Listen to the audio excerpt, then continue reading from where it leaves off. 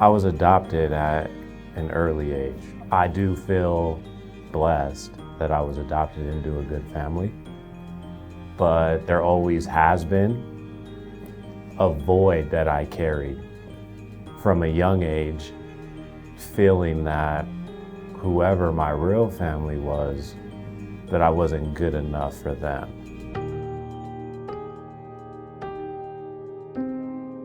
My dad was big into sports, so I was big into sports. I loved baseball. My dad was in the Air Force. We traveled around. I've been all over the world. And when my dad retired and we landed here in Colorado Springs, 3 or 4 years after that my parents divorced. My mom said, if your dad's such a great guy, then why don't you go live with him? And kicked me out the house. And I was doing drugs. I dropped out of school.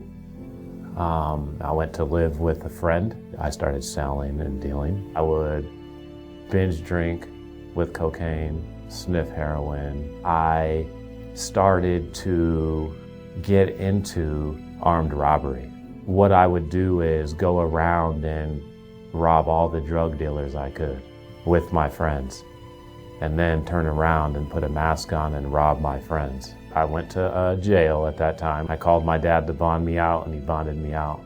And I told him I was gonna make a change. And it just got worse. I ended up getting caught with 10 or 15 plants, I remember, and they hit me with a cultivation charge. And I got out, and I told my dad, like, hey man, this time it's serious. I'm changing. No, I'm not doing that stuff no more. A month and a half later, the string of armed robberies landed me in a predicament that this time I wasn't going to be able to escape from. I was working for the police department as a 911 operator, and I saw the call on the screen and I saw the name. So I ran over to the dispatcher and I go, that's my son. And she goes, he just got caught for armed robbery. I remember thinking that it didn't matter because as soon as I got to prison, I was just gonna overdose on heroin. I had 23 felonies. The deal on the table was 96 years. My lawyer came back and said, I have a 20-year deal for you if you sign it right now. And if you don't, I promise you, you're never getting out. And so I did. I signed it right then. I don't cry. I cried then.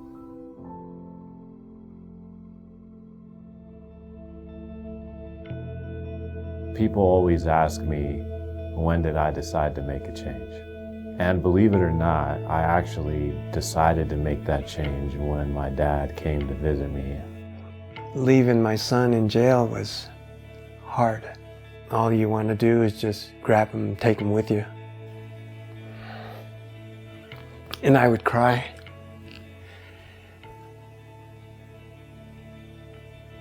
Every time. And it was then where I started reading everything that I could possibly read. The books gave me a vision on what I could potentially build with life. And they also put a light onto a lot of the victim mentality thinking that I had. I blamed a lot of people for what I did, particularly my family. I realized that I'm the only one that chose to go through with any of the decisions that I made. And once I realized that, I started placing special emphasis on the choices that I would make. Instead of just walking away from my gang, I really decided that what I wanted to do was help people come out of that type of condition. I was released from prison in June 2014. I was looking online as we're trying to find any kind of organization that would hire a felon. And there's far and few between. And once he got on with Goodwill, I go, great. As I moved up to shift supervisor, direct report of the front end, and then applied for the MIT program, I got a random call. It was my parole officer telling me that effective immediately that I had been discharged of my complete sentence. And what I did was call all of the people of Discover Goodwill that invested in me that made this moment a reality. And I thank them for believing in me and for giving me an opportunity to prove myself. And I also thank them for the call that I was about to make to my dad. And I said, "Hey Dad, guess what?" And he was like, "What?" And I was like, "I'm off parole, man." To me, that was probably one of the biggest moments in my life, was being able to finally, for the first time, hold up my end of the bargain in something. Goodwill has saved my most prized relationship in my life, which is the relationship with my dad. It saved me from giving up. That thank you doesn't cut it.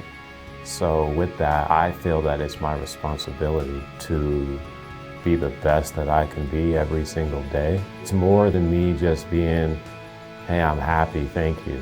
It's my life, man, has been saved.